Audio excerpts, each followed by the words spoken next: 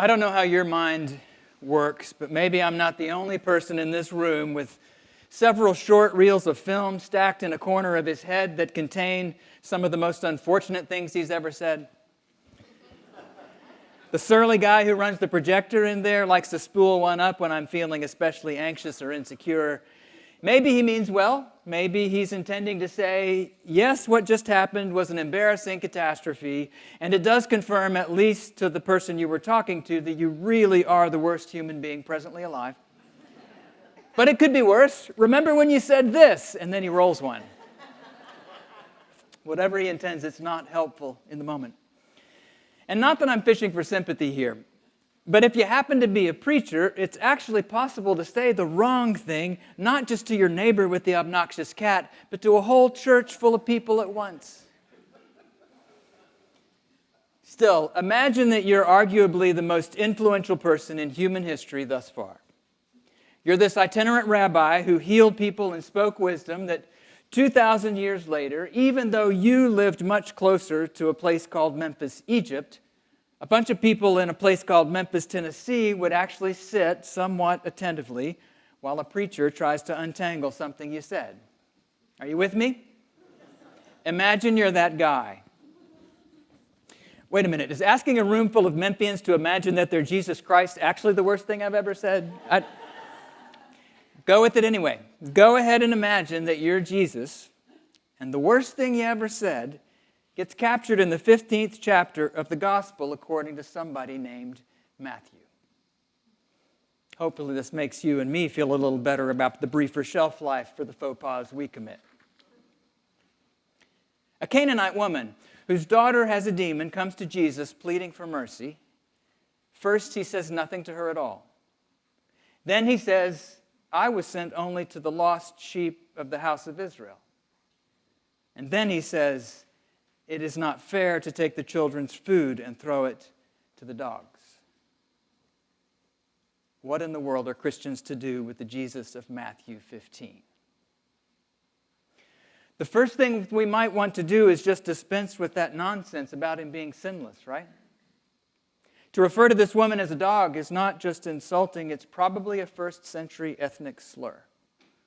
What could be more sinful thing to say than this?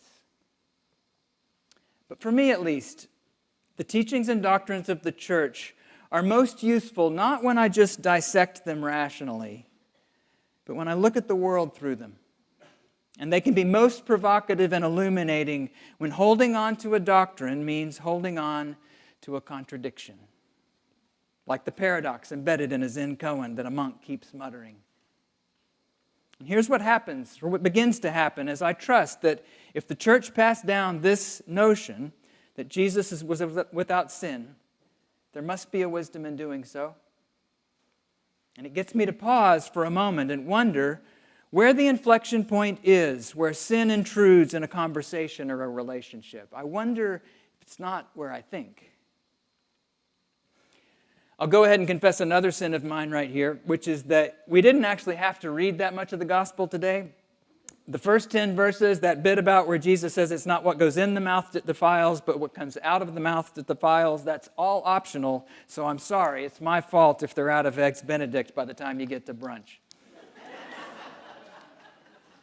But it's startling, right? It's startling that in the exchange Jesus has immediately prior to saying the awful things he says in Matthew 15, he says that we should attend carefully to what comes out of our mouths.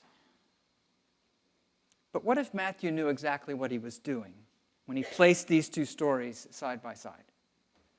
What if he anticipated, even intended, the dissonance in us as we hear what comes out of Jesus' mouth a little bit later that same day?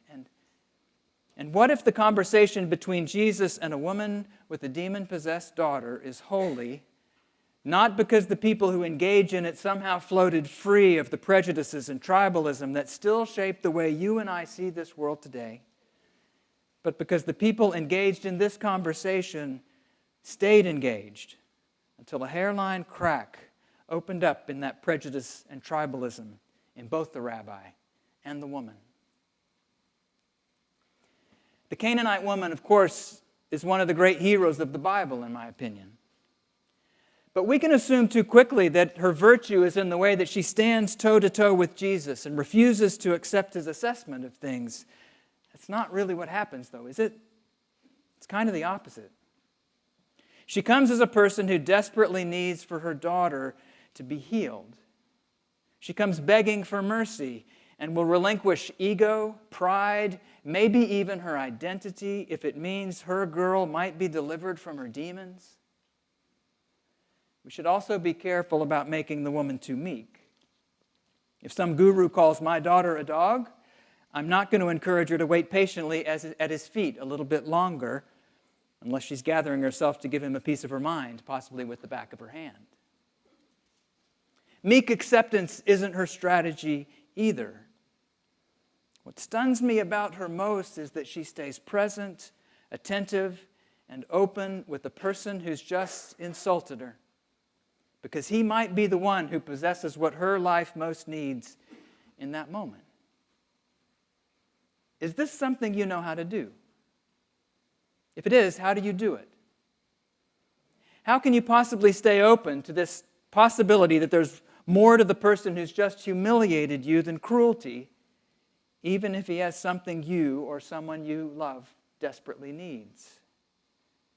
That very capacity, this woman's capacity in particular, Jesus tells us, is the apex of the mysterious thing called faith he roamed Palestine in search of.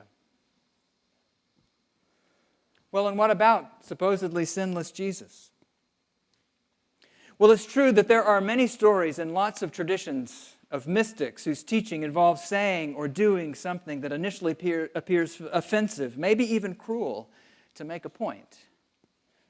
I guess it's not impossible that Jesus was intentionally bringing into view these sinful structures and bigotries that this Canaanite woman lived under every single day of her life. It's only in their shadow that he holds her up to his disciples and to us as a person of great faith, as one who sets aside ego and self to stay alert to the possibility of grace in this moment of crisis. But then again, what if Jesus really had been shaped by a world with a certain disposition toward women and Canaanites?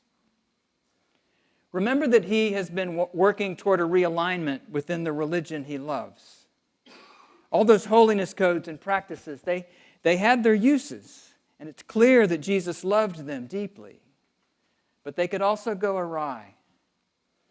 If we believe that in a certain form of purity, we will probably distance and protect ourselves from those we deem impure.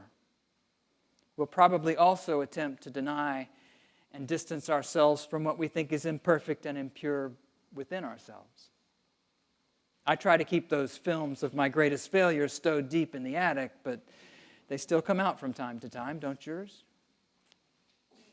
So what if what Jesus' life shows us is not that he had a mind that was completely protected from impure thoughts shaped by what's least good and godly in the world, but rather that he could be so unprotective of his identity, so attentive to the person in front of him, that in him the old patterns might actually begin to change?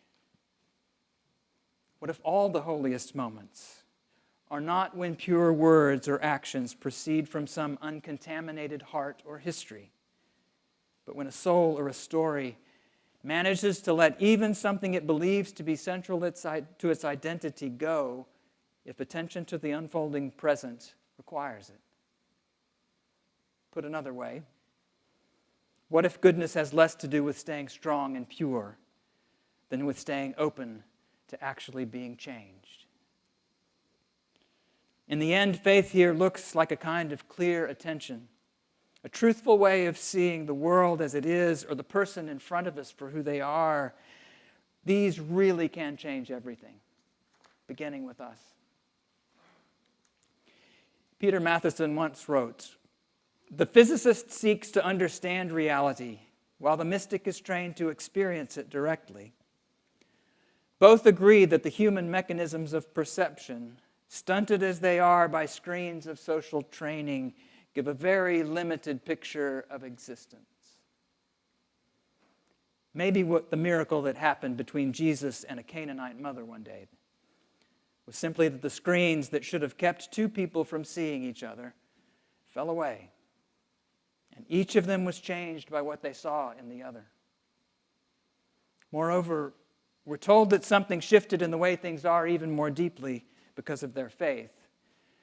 But the story ends not with the rabbi and the woman becoming unlikely friends, but off down the street, in a room neither of them happens to be standing in at the time. A room where a girl, thanks to one mother's fierce and egoless and clear-eyed faith, is relieved of her demons and lives.